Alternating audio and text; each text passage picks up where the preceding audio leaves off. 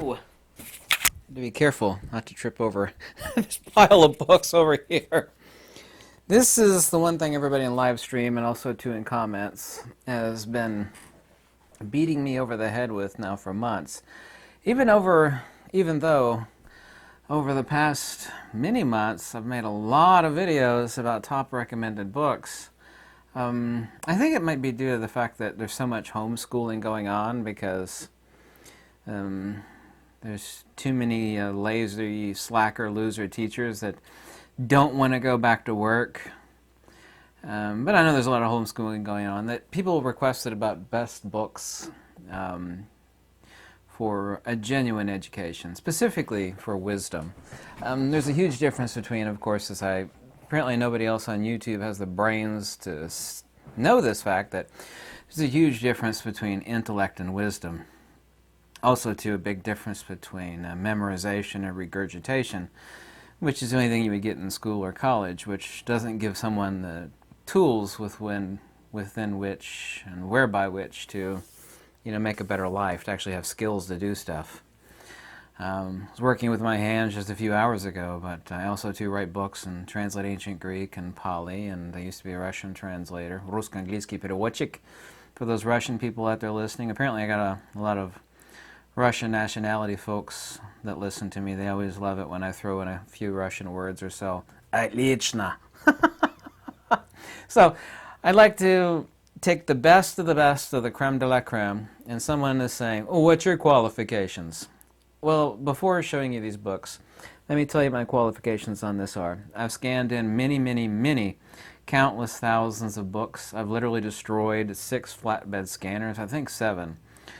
Over a period of nearly 30 years, I have a 14 terabyte collection of PDF books, and also too I've scoured libraries and bookstores. At one point I even reached the level when I actually had a few pennies to my name about 20 years ago to spend many thousands of dollars on a book that I digitized. That was actually Inquiry of the Nature of Human Soul by Andrew Baxter, printed. Sounds like it was raining outside. Printed a long time ago in England. Anyway, I've got a nearly magical ability, I say that loosely, but also too seriously, to discern and weed out garbage. I can literally, some people, they literally have to read a half a book to realize it's a piece of trash. It takes me, on average, about 1 minute to 30 seconds. Sometimes, if it's halfway decent, a minute or two to figure out if the book's any good. So I'm able to really weed out the good stuff from the bad stuff. And also too, and I've said this in many countless videos, that I would always tell what somebody knows in life if I were like an employer. I wouldn't need an interview. Just say, what's the most intelligent thing you've ever read? Not, the favorite thing you've ever read, but the most intelligent thing you've ever read. And based upon what the person's response would be determinative of whether I would hire them or not. It's amazing, what little people have access to in this digital age of information, and the stuff that I'm about to recommend you could find on, 90% of it you could find online for download. Thanks to me, by the way, since I digitized the very, very best stuff that exists, and I'm just one person. But if you can find it in a bookstore, if you were to go into a Barnes & Noble, who goes to bookstores anymore, right? I actually have a huge university library not far from me, but I'll travel long distances to check out very, very unique books. I stopped doing that quite a long time ago because I've spent decades looking for them. So let me quickly get to it. And I myself, like I said, I have a library, and I have a super huge digital library of books. And so I don't say this egotistically. I know it's going to sound egotistical. I, far and above anybody that I know that's alive today, have a better handle on the good stuff versus the junk. I really do. I don't care what anybody believes. I'm not interested in religion, not interested in politics. I'm just interested in the stuff that would make one wiser and have them have a firmer grasp on the nature of reality. vis-a-vis metaphysics, but there's no distinction between physics and metaphysics. It's like talking about the head side of a coin versus the tail side of a coin, both of which, of course, are just the silver or the coinage. So, human beings, however, love to make distinctions. So, in no particular order, maybe in one particular order. Now, this is a 6-volume set. A.H. Armstrong, certainly not the best translation. The best translation is Thomas Taylor. He was the most prolific ancient Greek translator who ever lived. All his translations stack up to about like 7 feet tall. I have most of them in the back room back there. I actually have all of them. But Plotinus is so tough that even Thomas Taylor was not anywhere close to translate. I've got 4 copies of this. You can find this online, thanks to me. Thomas Taylor's translation of the Works of Plotinus. It is far, far, far from complete, but it's certainly the best. He was such a great translator that him and his wife would converse back and forth in ancient Greek, which that says a lot. Very, very brilliant man, obviously. But this is it, the translation by Thomas Taylor of the Works of Plotinus. The complete set, the second best translation. However, there's a lot of mistakes in it, and the guy doesn't understand emanationism, i.e. Platonian monism. Still, A.H. Armstrong. I've actually highlighted in blue here all the mistakes. I actually like this, not because Armstrong translated it. I like it because it's a hardcover version with the Greek on one side and the English on the other. I'll actually look over here at the horrific mistranslation, but when I was up at my cabin the other night, I was reading the 5th volume of this. Saves a lot of batteries. I've got a digitized version of the Greek original. Don't have to open up my computer and run down my laptop battery. I could just read it in paper version. So, to me, Plotinus is the most succinct condensation of true monistic monism. Very, very pithy. Someday before I kick the bucket, I'm going to do an accurate translation of the Enneads of Plotinus. I will need like nearly 3 years uninterrupted work to do it, and I don't know if I'm ever going to get that time. I'll talk about him in just a second. Algus Udovinus. The Platonic Doctrines of Albinus. This is a small little book. It's translated by, Hirschbell. I forgot. I was thinking it was translated by John Dillon, but it's not. And you could read this in a half a day. It's the Didaskalikos, by the way, and when we spell that out, it's Didaskalikos, the Didaskalikos. So you can just type in the Platonic Doctrines of Albinus. This is like a Platonism for Dummies introduction. However, this is an ancient work, but I mean this is the condensation, the simplification, or a primer, if you will. Be more accurate to call it a primer. Does not take very long to read. I also digitized this. This is out there pretty much everywhere on the internet. Someone recently posted a link to this. I forget where. I think it's on archive.org. One of my favorite authors of all time, I wished he was still alive. No particular order. This is Algus Udovinus. These also too are available out there on the internet. All you have to do is just look. This is the Orpheus and the Roots of Platonism. Okay, Orpheus and the Roots of Platonism. I think I got 3 copies of this. This is the second copy. I keep loaning them out to people, and I got 2 copies that never came back. People must have loved it so much they never returned it to me. Absolutely incredible. Actually, instead of the Didaskalikos of Albinus, which is a necessary read, I recommend the Orpheus and the Roots of Platonism. Also, too, his other book, Philosophy is a Rite of Rebirth, by the same author, Algus Udovinus. Also, too, out there on the interwebs, if you catch my drift. Absolutely brilliant. Philosophy is a Rite of Rebirth. Oh, I was, well, talk about that. Let's just stamp.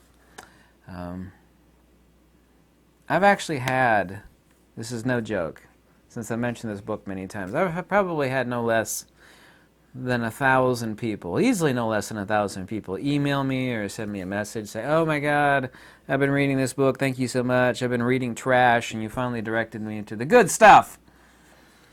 Also, too, now since I'm only talking about a dozen books here, the wonderful great thing about the dozen books that I have here, and it's far from all of the ones I would recommend, which would be like 100 books, is that once you know what the good stuff is, you have a foundation of like, oh my God, this is gold. You will see, it's kind of like the wiser you become, the dumber everybody looks, for obvious reasons. When you know what the good stuff is, it's kind of like if you were rich and you were like eating the finest food. You know what the trash is. There's some people like all they've been eating is like Big Macs their whole life. Yeah, that's some good food there. It's like, what's your basis of comparison? You've been eating trash your whole life, huh? It's like you have no idea what a good meal is. A nice filet mignon and, The same is true of stuff like this. When you've consumed or inhaled, as the case may be, this pile of books, or even a section of this pile of books, you will know what the real stuff is, and you will reject the trash immediately. You won't, because time is short. Like we have only so much time in our life, and life is too short to read crap, as I've said many times. It really is. You will know what the good stuff is, and that's so important. She says she's writing a sequel to this. She's living in Africa now. I'd like to do an interview with her, but she's a bit of a recluse, apparently. She said she was game to do it. Anyway, this is Deidre Carabine's book, The Unknown God. It's about negative theology in the Platonic tradition from Plato to Erigena. This book is also out there on the interwebs, thanks to me. Get this book. Read it. Consume it, inhale it, own it, get it however you can. I think I got 3 copies of this book. Really, really, really, really good. She's the only person alive. Yeah. She's the only person alive that I can actually say, now there's a masterpiece. Brilliant. This is it. The Unknown God by Deidre Carabine. Okay. Now, there's about 1,000 translations of the Upanishads, okay? I've got them all. I got them all. I think I got them all. The very best is a 4-volume set. This is just volume 1. This is also, too, out there on the internet, thanks to me. It's the Upanishads by Swami Nikhilananda, importantly, with commentary by Adi Shankara. The Principal Upanishads 4-volume set, okay? Translated by Swami Nikhilananda. Really, really brilliant person. Nikhilananda is the good one. Most of them are trash. Okay? The favorite single volume, I think I got 6 copies of this, literally, maybe 7. This guy used to be president of India, Sarvapalli Radhakrishnan. He was friends with Dr. Anandakitish Kumaraswamy, whose son was Ramapi Kumaraswamy, and his son was a friend of mine, and his son gave me the rights to all of his father's works. Kumaraswamy, not Radhakrishnan. I wished he was still alive. Anyway, this is the Principal Upanishads. It has the Romanized Sanskrit in it, which is brilliant. This really is a masterpiece. Not only was he president of India, he was a brilliant metaphysician and expert on Indian monistic metaphysics. He really, really was. There's a guy we need to, clone the cells from his dead body and clone him. What a brilliant man. Sarvapalli Radhakrishnan. If he were still alive, I would say, Aap kaise hai, my friend? That was a little bit of Hindi. I don't know much Hindi. Most of the Hindi I know are the not good words. This is a single volume. I have a volume of this in my cabin for a reason. Because this is a masterpiece that everybody should own. It's really cheap. There's a lot of copies out there on eBay and Amazon, so get it however you can get it. This is also out there on the internet, thanks to me. Okay, let me reach over here. These are 2 works of the same author, Sri Sankaracharya, i.e. Adi Sankara, or simply Sankara. There's 1,000 different translations. Most of them are really good, and there's lots of free copies of various different translations of this online. It's the Vivek and the Upadisa Sahasri of Sankaracharya. Okay, Vivek. You could just type in Sankara, or you could type in Advaita Vedanta. Yeah, Advaita Vedanta, which basically means non-dual monism. Yeah, the Vedanta of non-duality.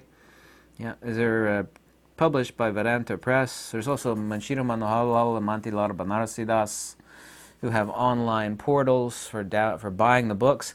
These books are printed in India, and they have a unique smell. They're very cheap, so instead of downloading it, maybe you should spend a few rupees. You have to spend dollars or euros to buy these.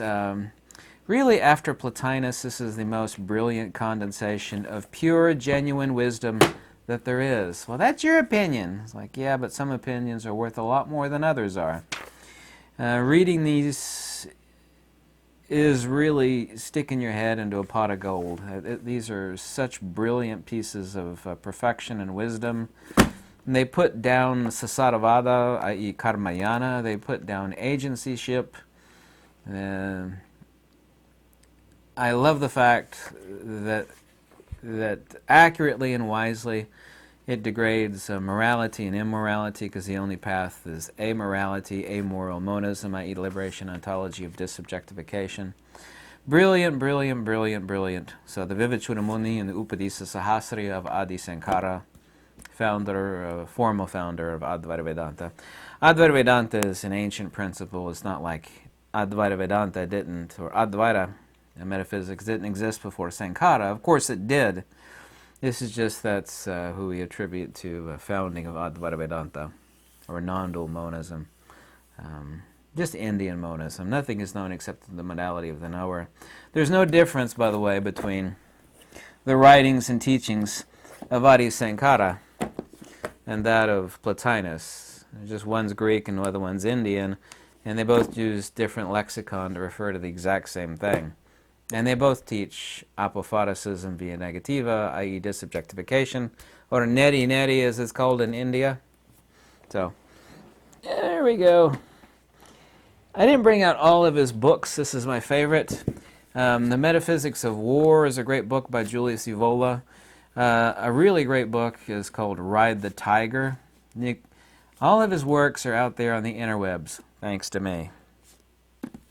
But this is his best to me, and this is something everybody should read. It's called Revolt Against the Modern World. You shouldn't take that title too seriously. It literally is a spiritual and metaphysical masterpiece. Julius Evola, you should look at a picture of him online. He has a monocle. He's a really serious guy. He's also very, very intelligent. Lastly, George Grimm. This is the only book, other than the translations by Caroline Augustus Foley Rees Davis, of accurate Buddhism, other than mine, of course. Thank you so much.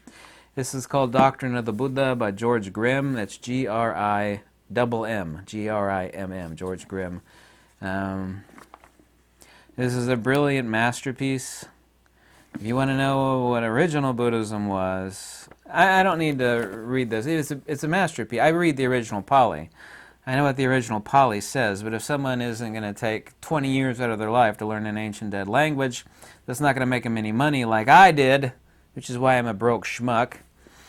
You know, I spent my life digging in the sands of time to the ancient wisdom that doesn't make me any money, and it doesn't elevate me in this material world, but that's okay. You know, if you don't want to waste your life learning ancient Pali and you want to know about original Buddhism without trying to do that, then this is the book. It's called Doctrine of the Buddha by George Grimm.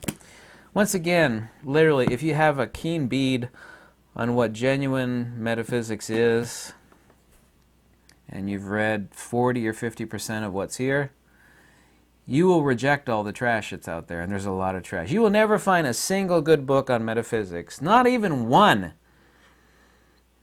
in any bookstore. Unless it's like a used bookstore and they have like the 3-volume set of the works of Meister Eckhart.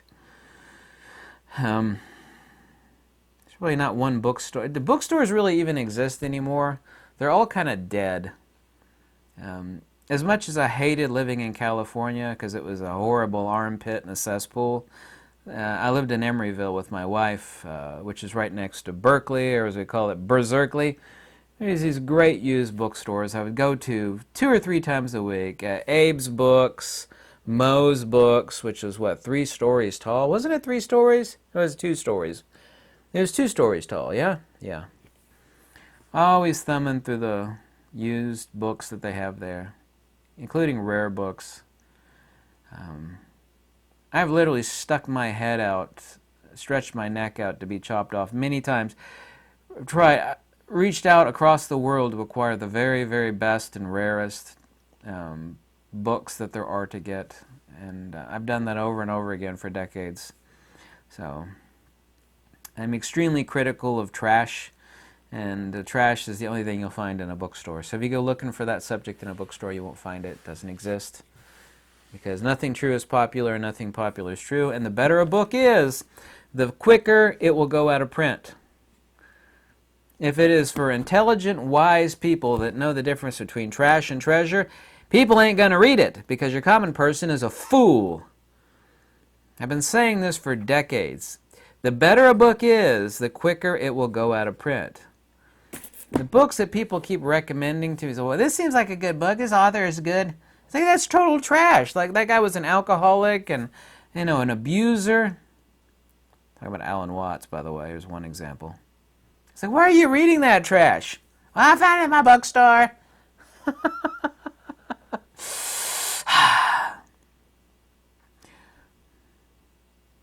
I literally spent decades finding the best books. And even though it consumed an enormous amount of my life, I don't regret it because I'm so much happier, knowing the truth of ancient, true wise masters than I am being a clueless, thumb-sucking dope. And it's just so easy to fall down that pit hole. And it is a pit. You're not going to get an education in high school or college or junior high. You're just not. They're going to indoctrinate you. They're going to fill your head with useless facts. We all have iPhones and Androids. We can look up all the useless, pathetic facts we want. And that's not an education. It's not. It doesn't teach anybody anything. It doesn't give anybody the insights to understand the nature of reality, to build things with their hand, to understand things, to problem solve. These are the best books, period. Is this all of them? No, I never said it was all of them, but these are the damn best. Okay? So, this is the video that you asked for and requested. Many, many hundreds of you, especially in live stream. So here it is. I hope people post links below or, whatever. You find it out there. It's out there. If you like this video, a donation always warmly welcome. After sacrificing decades of my life to find out the very best of the best of the best, and this is it, anything is always warmly welcome. Because even the fat tattooed monkey's got to pay the bills. I don't have many bills, but thanks for watching. Goodbye.